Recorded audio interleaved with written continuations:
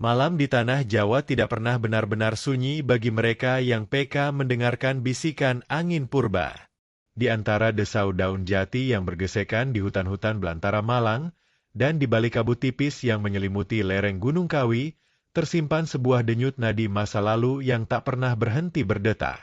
Ada aroma besi yang ditempa dalam bara api yang panas, ada bau amis darah yang tumpah di atas lantai batu andesit dingin, dan ada mantra kuno yang melintasi lorong waktu, menembus abad demi abad hingga sampai ke telinga kita hari ini. Kita sedang tidak membicarakan dongeng pengantar tidur yang manis tentang pangeran berkuda putih yang menyelamatkan sang putri. Bukan. Kita sedang berdiri di ambang pintu sebuah kisah kelam yang mengubah wajah Nusantara. Sebuah kisah tentang ambisi manusia yang melampaui batas langit, tentang cinta yang diperebutkan dengan nyawa, dan tentang sebilah besi runcing yang menagih janji pada 7 turunan raja-raja Jawa.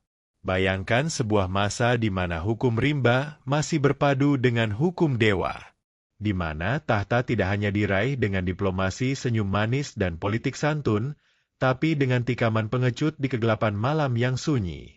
Disinilah, di tanah Tumapel yang subur namun bergolak, sebuah legenda dimulai. Legenda tentang seorang anak buangan yang berani menantang takdir, mengubah dirinya dari seorang pencuri hina yang tidur di jalanan menjadi maharaja yang disembah ribuan rakyat. Namun, ia harus membayar harga yang teramat mahal, sebuah kutukan abadi. Kutukan yang terukir di setiap lekuk pamor keris sakti buatan MPU Gandring. Keris itu bukan sekadar senjata.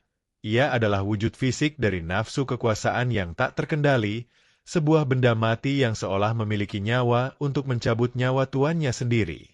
Sebelum kita menyelami lorong waktu yang kelam ini lebih jauh, bagi para sahabat budaya yang merasa warisan kisah ini penting untuk dijaga, mohon tinggalkan jejak dukungan Anda dengan menekan tombol like dan subscribe. Mari kita terus hidupkan sejarah bersama-sama. Kini, mari kita tarik napas dalam-dalam. Pejamkan mata sejenak. Biarkan imajinasi kita melayang mundur ratusan tahun ke belakang. Ke abad ke-13. Ke masa ketika Singhasari belum bernama Singhasari. Ke masa ketika darah dan air mata menjadi tinta merah yang menuliskan sejarah. Siapkan hati dan pikiran kalian, karena kita akan menapak tilas jalan setapak yang penuh dengan intrik, dendam, dan misteri yang belum tuntas. Angin malam mulai berhembus lebih dingin, seolah para leluhur hadir di sini, ingin menceritakan versi mereka yang sebenarnya. Siapakah sebenarnya sosok bernama Ken Arok ini? Nama ini menggema dalam kitab Pararaton bukan sebagai sosok yang lahir di atas kasur sutra istana beralaskan emas. Ia lahir di atas tanah keras kehidupan yang brutal dan tanpa ampun. Ia adalah anomali. Ia adalah paradoks yang berjalan di muka bumi. Dikisahkan lahir dari hubungan misterius yang konon melibatkan Dewa Brahma dengan seorang wanita desa sederhana bernama Ken Endok. Ken Arok justru memulai babak kehidupannya sebagai bayi yang tak diinginkan. Bayangkan tangis bayi merah yang tak berdosa, diletakkan begitu saja di sebuah pemakaman sunyi yang angker. Kuburan, tempat manusia berakhir, justru menjadi tempat Ken Arok memulai napas pertamanya. Hanya ditemani dinginnya embun malam, suara jangkrik, dan lolongan anjing liar yang lapar, ia ditinggalkan untuk mati. Namun, semesta punya rencana lain yang lebih agung dan mengerikan untuk bayi malang ini. Ia tidak dibiarkan mati di telan malam. Ia ditemukan oleh seorang pencuri bernama Lembong. Dan dari sanalah, takdirnya sebagai putra jalanan dimulai. Masa muda Ken Arok adalah lukisan tentang pemberontakan yang meledak-ledak. Ia tumbuh menjadi pemuda yang liar, tak kenal takut, dan cerdik melebihi usianya. Ia menjadi momok menakutkan bagi para pedagang dan penguasa kecil di wilayah Tumapel. Ia mencuri untuk bertahan hidup, ia merampok untuk menunjukkan eksistensi, ia berbuat onar karena darah mudanya mendidih menuntut pengakuan. Namun, di balik segala kenakalannya yang meresahkan itu, ada api besar yang menyala di dalam dadanya. Api yang berbisik setiap malam bahwa ia tidak dilahirkan hanya untuk menjadi sampah masyarakat. Ada karisma yang memancar kuat dari sorot matanya yang tajam, sebuah wibawa alami yang membuat kawan maupun lawan segan tanpa alasan yang jelas. Ia adalah intan kasar yang terbungkus lumpur tebal, menunggu seseorang datang untuk membasuhnya. Perjalanannya bukan tanpa arah meski terlihat seperti orang yang tersesat dalam dosa. Dalam pelariannya, dalam kesendiriannya di hutan-hutan belantara, Ken Arok sebenarnya sedang mencari jati diri. Ia berguru pada banyak orang, menyerap ilmu kanuragan maupun ilmu kehidupan, mengasah insting serigalanya. Hingga akhirnya, benang takdir mempertemukannya dengan seorang Brahmana dari India bernama Loh Gawe. Pertemuan ini bukanlah kebetulan. Loh Gawe, dengan mata batinnya yang tajam menembus raga, melihat sesuatu yang tidak dilihat orang lain. Ia tidak melihat seorang perampok dekil yang penuh dosa. Ia melihat titisan Wisnu. Ia melihat bakal Raja Tanah Jawa. Loh Gawelah yang kemudian membawa Ken Arok keluar dari lumpur jalanan, menuntunnya menuju pusat kekuasaan Tumapel, dan menempatkannya sebagai abdi dalem bagi penguasa wilayah itu, Tunggul Ametung. Sang serigala kini telah masuk ke dalam kandang singa. Tumapel pada masa itu adalah tanah yang makmur di bawah kekuasaan Tunggul Ametung, seorang aku, setara bupati di zaman sekarang, yang kuat, tegas, namun mungkin kurang waspada terhadap bahaya yang mengintai di balik punggungnya sendiri. Namun, bukan kemakmuran Tumapel yang membuat mata Ken Arok terbelalak. Bukan emas permata yang berkilauan, bukan pula luasnya wilayah kekuasaan yang membentang dari gunung hingga lautan. Adalah seorang wanita. Wanita yang kecantikannya konon mampu meruntuhkan iman para pertapa sekalipun. Wanita yang menjadi permata Tumapel. Ken Dedes. Momen itu terjadi di Taman Boboji, sebuah tempat peristirahatan yang sejuk dan asri. Sebuah peristiwa yang kelak mengubah jalannya sejarah Nusantara selamanya. Ketika Ken Dedes turun dari kereta kencananya, angin nakal menyingkap kain jariknya yang halus. Dan di sanalah, Ken Arok melihat sebuah keajaiban yang tak masuk akal. Ia melihat sebuah cahaya. Bukan cahaya biasa, melainkan prabha, sinar kemilau yang memancar hangat dan menyilaukan dari rahim wanita itu. Cahaya itu menyilaukan mata batin Ken Arok, membuatnya tertegun, terpaku, seolah waktu berhenti berputar di sekelilingnya. Cahaya itu bukan sekadar ilusi optik karena pantulan matahari, tapi penanda wahyu yang agung. Ia berlari menemui gurunya, Loh Gawe, dengan napas memburu dan jantung berdegup kencang. "Bapa, aku melihat cahaya bersinar dari rahim perempuan itu. Apakah artinya?" tanya Arok dengan penuh rasa ingin tahu yang meledak-ledak. Loh Gawe, dengan wajah serius dan suara berat, menjawab dengan ramalan yang menggetarkan langit, barang siapa yang memperistri wanita itu, maka ia akan menurunkan raja-raja di tanah Jawa. Kalimat itu bagaikan bensin yang disiramkan ke dalam api ambisi Ken Arok yang sudah membara. Ken Dedes adalah Nareswari, wanita utama, wanita yang membawa wahyu ke Prabon atau wahyu kerajaan. Bagi Ken Arok, Ken Dedes bukan lagi sekadar objek hasrat seorang laki-laki kepada perempuan cantik. Ia adalah kunci. Ia adalah pintu gerbang menuju takdir yang lebih besar dari sekadar menjadi abdi dalam seumur hidup. Keinginan untuk memiliki Ken Dedes bukan lagi soal cinta semata, tapi soal merebut takdir untuk menjadi penguasa. Ken Arok sadar, untuk menjadi Raja Jawa, ia harus memiliki Ken Dedes. Dan untuk memiliki Ken Dedes, ada satu penghalang besar yang berdiri kokoh laksana tembok raksasa yang tak tertembus. Suaminya sendiri, sang penguasa Tumapel, Tunggul Ametung. Disinilah benih keajaiban berubah menjadi benih bencana. Di taman yang indah itu, takdir telah dikunci. Ambisi, sahabat budaya, adalah api yang membutuhkan bahan bakar. Dan bagi Ken Arok, bahan bakar itu adalah darah. Namun, niat membunuh seorang penguasa sekelas Tunggul Ametung bukanlah perkara mudah. Sang Aku Tumapel bukanlah orang sembarangan. Ia dikenal sakti mandraguna, tubuhnya dilindungi oleh mantra-mantra kuno yang membuatnya kebal terhadap senjata biasa. Besi biasa akan bengkok jika dihantamkan ke kulitnya, racun biasa akan tawar jika menyentuh lidahnya. Ken Arok tahu, untuk menumbangkan pohon beringin yang kokoh, ia membutuhkan kapak yang bukan berasal dari dunia ini. Ia membutuhkan pusaka. Sebuah senjata yang memiliki jiwa, yang memiliki yoni cukup kuat untuk menembus pagar gaib sang penguasa. Maka, pergilah Ken Arok menempuh perjalanan jauh, meninggalkan hiruk-pikuk Tumapel menuju desa terpencil bernama Lulumbang. Tujuannya satu, menemui seorang empu sakti, seorang pertapa sekaligus penempa besi legendaris bernama MPU Gandring.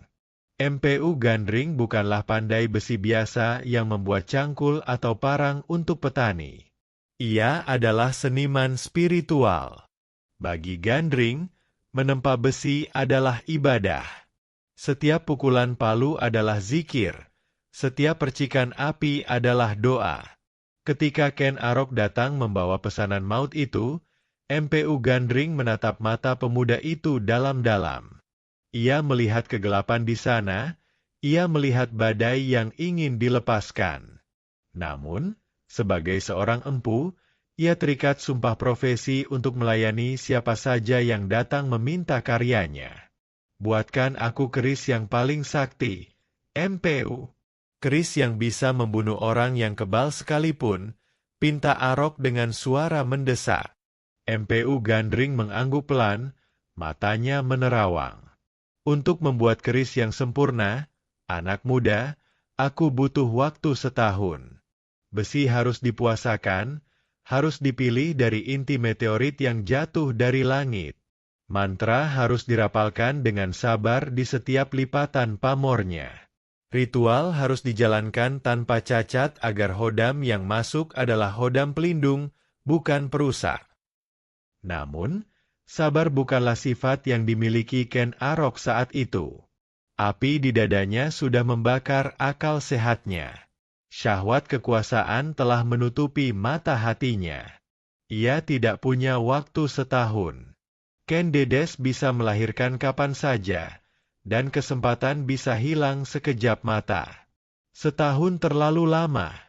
Hardik Ken Arok, suaranya memantul di dinding bengkel yang gelap. Aku butuh 5 bulan. 5 bulan, MPU. Tidak lebih. MPU Gandring terdiam. Ia menatap pemuda itu dengan tatapan iba sekaligus khawatir. Ia tahu, memaksakan kelahiran sebuah pusaka sama bahayanya dengan memaksakan kelahiran bayi prematur. Tidak sempurna. Dan berbahaya. Namun, di bawah tekanan intimidasi sang calon raja, MPU Gandring akhirnya menyanggupi dengan berat hati. Konflik batin mulai terjadi di Lulumbang. Di satu sisi, ada MPU Gandring yang bekerja memeras keringat spiritualnya, mencoba memasukkan kekuatan alam semesta ke dalam bilah keris dalam waktu yang mustahil. Di sisi lain, ada Ken Arok yang menunggu di Tumapel dengan gelisah, dengan nafsu membunuh yang kian hari kian memuncak. Ketegangan ini seperti dawai gitar yang ditarik terlalu kencang, siap putus kapan saja dan melukai siapa saja yang memegangnya. 5 bulan berlalu secepat kilat menyambar bumi. Waktu yang dijanjikan telah tiba. Ken Arok datang kembali ke Lulumbang. Ia tidak datang dengan senyum terima kasih atau rasa hormat selayaknya seorang murid kepada guru, melainkan dengan ketidaksabaran seorang predator yang kelaparan. Ia menerobos masuk ke bengkel kerja MPU Gandring. Udara di dalam ruangan itu panas dan pengap, berbau arang dan keringat. Di tengah ruangan, sang empu sedang duduk, mengelus bilah keris yang masih kasar. Bentuknya sudah terlihat gagah, lekuk-lekuknya sudah terbentuk, auranya sudah terasa mengerikan dan dingin. Namun, keris itu belum selesai. Sarungnya belum dibuat, gagangnya masih kayu kasar, dan yang terpenting, pamornya belum disepuh sempurna secara spiritual. Keris itu masih telanjang, ibarat raga yang belum memiliki baju, ibarat jiwa yang belum stabil. "Mana keris pesanan saya?" tagih Ken Arok kasar, suaranya membelah keheningan bengkel. Matanya menyapu seisi ruangan dengan tatapan liar. MPU Gandring menoleh pelan. Wajahnya lelah, matanya cekung karena kurang tidur demi memenuhi pesanan gila ini. Ia menyerahkan keris setengah jadi itu dengan tangan gemetar. "Ini belum waktunya, Arok. Sarungnya belum kubuat, matanya belum kusempurnakan. Bersabarlah sedikit lagi. Biarkan aku menyelesaikannya agar ia menjadi pusaka yang agung," pinta sang empu dengan suara parau. Ken Arok merebut keris itu dari tangan Gandring. Ketika kulit tangannya bersentuhan dengan besi dingin itu, ia merasakan getaran energi yang luar biasa. Hawa dingin merambat ke lengannya, seolah besi itu berbisik memanggil darah. Bagi Arok, yang buta akan seni tempah, ini sudah cukup. Baginya, ketajaman fisik sudah cukup untuk merobek dada Tunggul Ametung. Ia tidak peduli pada filosofi, ia hanya peduli pada fungsi. Setan ambisi telah menguasai pikiran Arok sepenuhnya. Ia tidak lagi melihat MPU Gandring sebagai seniman agung, ia melihatnya sebagai penghambat. Ia melihatnya sebagai orang tua rewel yang menghalangi takdirnya. "Orang tua lamban, kau hanya pandai beralasan," hardik Ken Arok. Dan dalam satu detik yang mengubah sejarah, terjadi gerakan kilat yang tak terduga. Ken Arok menghunus keris yang baru saja ia pegang. Besi itu, yang bahkan belum dingin benar dari perapian penciptanya, kini berbalik arah. Dengan teriakan kemarahan, Ken Arok menghujamkan keris itu tepat ke dada MPU Gandring. Jep! Suara logam menembus daging terdengar mengerikan, diikuti bunyi tulang rusuk yang patah. Besi suci itu ternoda oleh darah penciptanya sendiri. Darah segar menyembur, membasahi paron landasan tempa, mendesis ketika mengenai bara api yang masih menyala. Bengkel yang biasanya penuh dengan bunyi denting palu yang ritmis dan suci, kini sunyi senyap, mencekam. Hanya terdengar napas berat MPU Gandring yang meregang nyawa dan tetesan darah yang jatuh ke tanah tik-tik-tik. Ini adalah dosa pertama. Dosa besar yang melanggar hukum langit. Murid membunuh guru, ciptaan membunuh pencipta.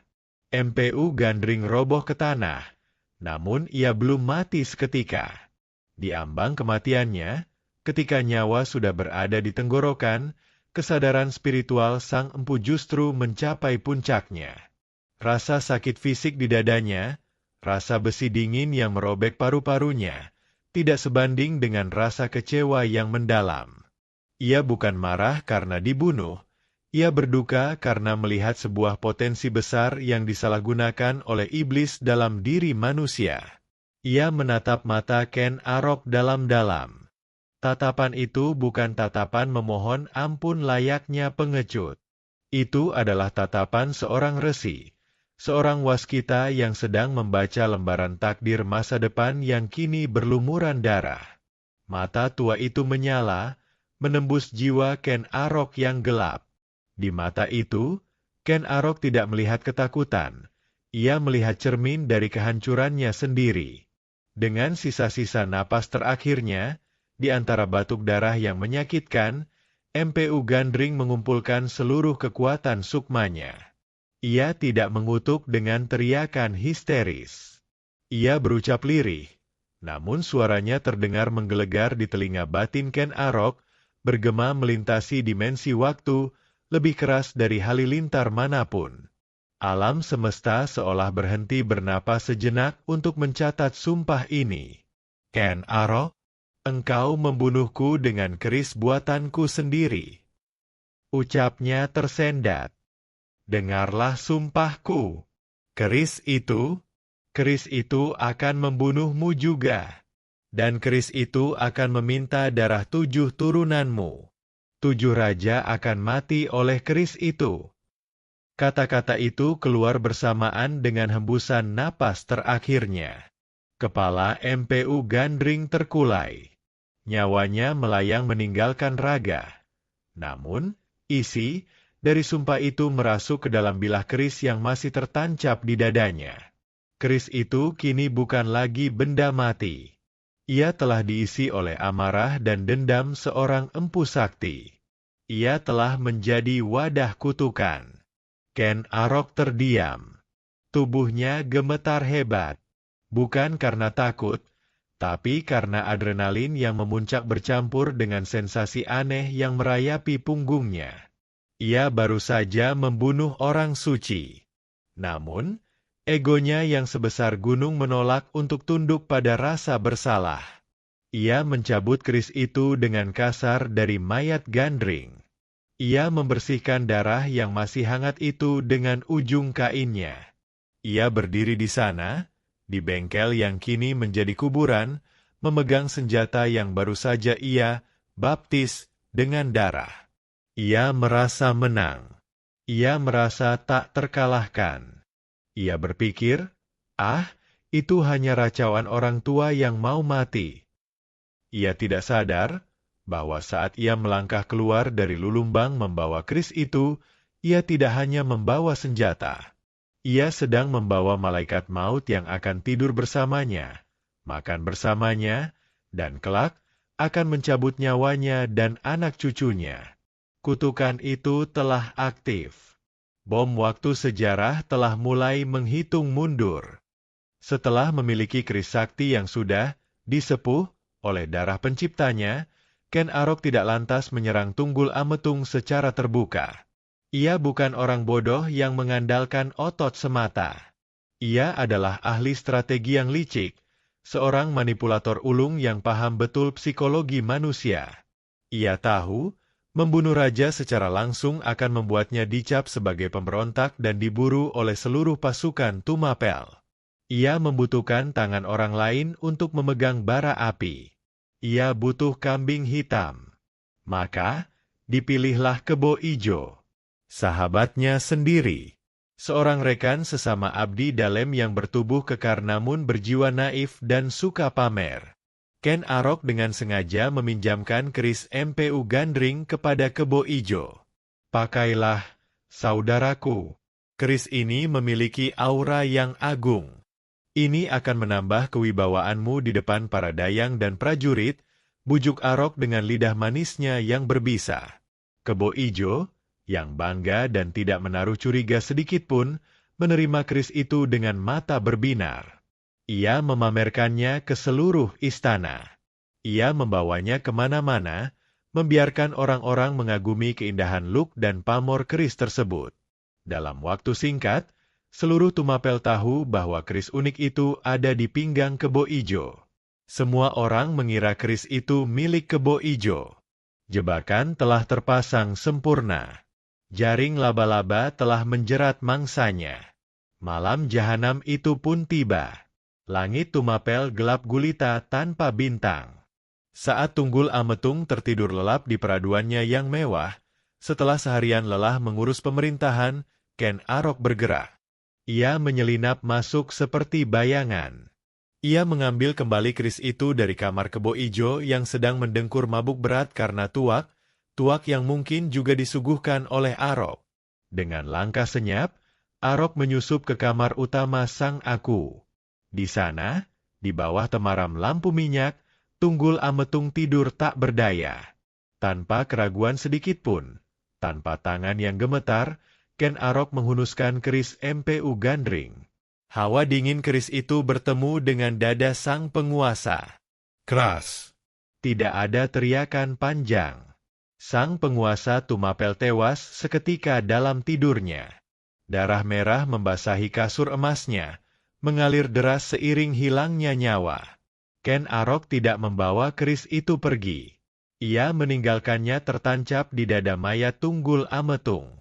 Ia membiarkan bukti itu berbicara. Keesokan harinya, Tumapel gempar. Tangis histeris pecah di istana. Para punggawa menemukan rajanya tewas dibunuh. Dan ketika mereka melihat senjata yang menancap di dada sang raja, semua mata tertuju pada satu nama, Kebo Ijo. Itu keris Kebo Ijo, teriak mereka. Kebo Ijo diseret dari tidurnya, masih dalam keadaan pusing sisa mabuk. Ia tidak mengerti apa yang terjadi. Ia berteriak mengaku tidak bersalah, namun bukti fisik berkata lain. Tanpa pengadilan yang adil, Kebo Ijo dihukum mati, ditusuk dengan keris yang sama, Gandring. Ken Arok? Ia muncul sebagai pahlawan. Ia berakting sebagai abdi setia yang paling terpukul, yang kemudian menghukum si pembunuh. Rakyat memujanya sebagai penyelamat. Dan di tengah kekacauan itu, ada satu orang yang tahu kebenarannya. Ken Dedes. Sang permaisuri melihat semuanya. Namun, ia memilih diam. Entah karena ketakutan melihat kekejaman Arok, atau karena ia pun melihat takdir besar pada diri pria itu sesuai ramalan Loh Gawe. Ken Arok naik tahta. Ia menikahi Ken Dedes yang sedang mengandung. Ia mendirikan dinasti Rajasa. Namun, ia lupa. Keris itu masih ada. Dan kutukan MPU Gandring baru saja memakan korban keduanya. Waktu adalah hakim yang paling adil. Ia membuktikan bahwa sumpah orang teraniaya tidak pernah meleset, meski butuh waktu bertahun-tahun untuk terwujud. Kutukan MPU Gandring mulai bekerja dengan presisi yang mengerikan, satu persatu, generasi demi generasi, bagaikan domino yang jatuh berurutan. Ken Arok, sang Amurwabhumi, pendiri kerajaan besar Singhasari, akhirnya tewas mengenaskan. Siapa pembunuhnya? Bukan musuh dari luar kerajaan, melainkan anak tirinya sendiri, Anusapati, anak kandung Tunggul Ametung dan Ken Dedes. Anusapati membalaskan dendam ayah kandungnya dengan menyuruh seorang pengalasan, pembantu, untuk menikam Ken Arok dari belakang saat sedang makan malam. Sang raja mati dengan cara yang sama seperti ia membunuh pendahulunya, tipu daya dan tusukan keris Gandring. Apakah berhenti di situ? Tidak, sahabat budaya. Darah menuntut darah. Anusapati kemudian tewas di tangan Tohjaya, anak Ken Arok dari selir Ken Umang. Tohjaya kemudian tewas oleh Ranggawuni dan Mahisa Cempaka. Keris MPU Gandring berpindah dari satu tangan ke tangan lain, dan setiap kali berpindah, ia meminum darah seorang raja. 7 turunan, atau 7 penguasa, Singhasari terlibat dalam pusaran kekerasan yang tak berujung ini, tepat seperti yang diramalkan Sang Empu di Lulumbang. Keris itu menjadi simbol kutukan kekuasaan yang tak terputuskan. Jejak sejarah kelam ini masih bisa kita rasakan auranya hingga hari ini. Pergilah ke Malang, Jawa Timur. Di sana berdiri Candi Kidal, tempat diperabukannya Anusapati. Relief Garuda di candi itu konon menggambarkan pembebasan jiwa dari kutukan. Lalu ada Candi Singosari, saksi bisu kebesaran sekaligus kehancuran wangsa ini. Jika sahabat budaya menyentuh batu andesit dingin di candi-candi ini, rasakanlah kesunyiannya. Seolah batu-batu itu masih menyimpan memori tentang denting besi MPU Gandring dan teriak kematian para raja yang bergema di lorong waktu. Lalu, di manakah keris terkutuk itu sekarang? Sejarah mencatat bahwa raja terakhir yang menyadari bahaya keris ini memutuskan untuk memusnahkannya. Konon, keris itu dibuang ke kawah Gunung Kelut yang berapi, agar lebur dimakan magma, atau dibuang ke tengah laut selatan agar diredam oleh air. Ia hilang dari pandangan mata manusia, tapi kisahnya abadi, menjadi peringatan bagi siapa saja yang haus akan tahta. Sahabat budaya, kisah Ken Arok dan keris MPU Gandring bukanlah sekadar cerita aksi atau thriller politik masa lalu. Ini adalah cermin raksasa bagi kita manusia modern. Cermin yang memantulkan wajah bopeng ambisi kita sendiri. Kisah ini mengajarkan kita tentang bahaya ambisi tanpa etika. Ken Arok adalah contoh nyata bahwa tujuan tidak selamanya menghalalkan cara. Ia mencapai puncak dunia, ia menjadi raja di raja, tapi pondasi kerajaannya dibangun di atas darah, pengkhianatan, dan kebohongan.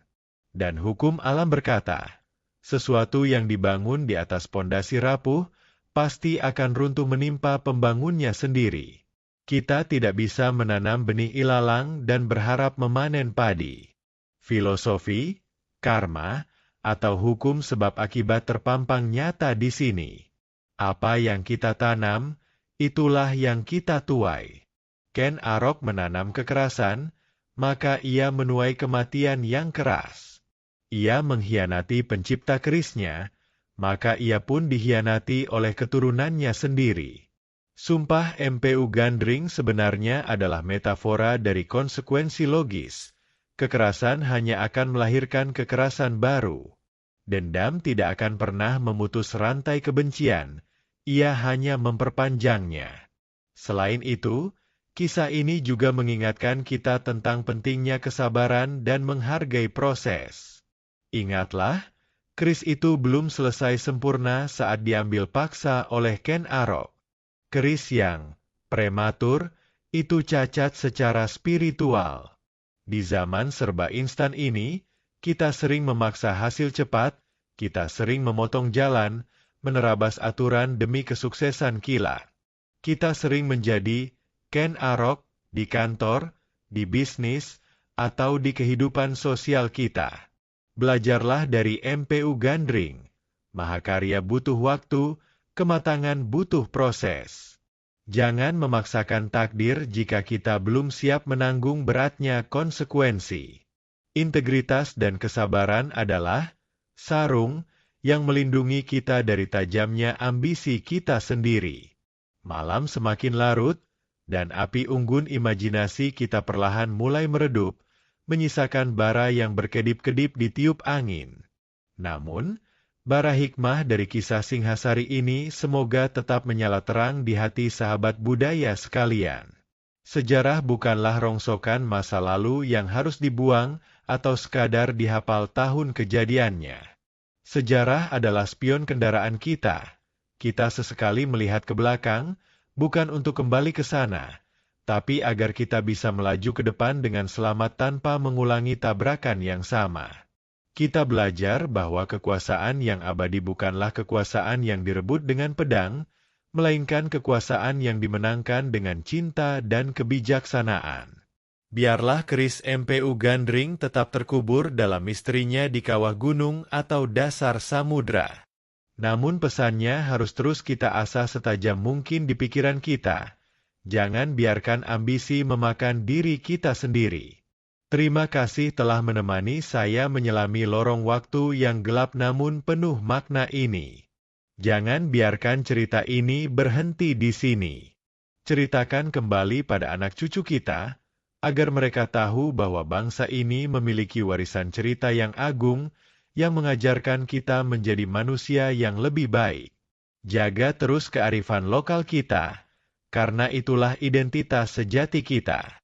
Saya pamit undur diri dari hadapan kalian, tapi tidak dari hati kalian. Sampai jumpa di petualangan sejarah berikutnya yang tak kalah seru. Tetaplah haus akan ilmu, tetaplah mencintai budaya. Salam budaya.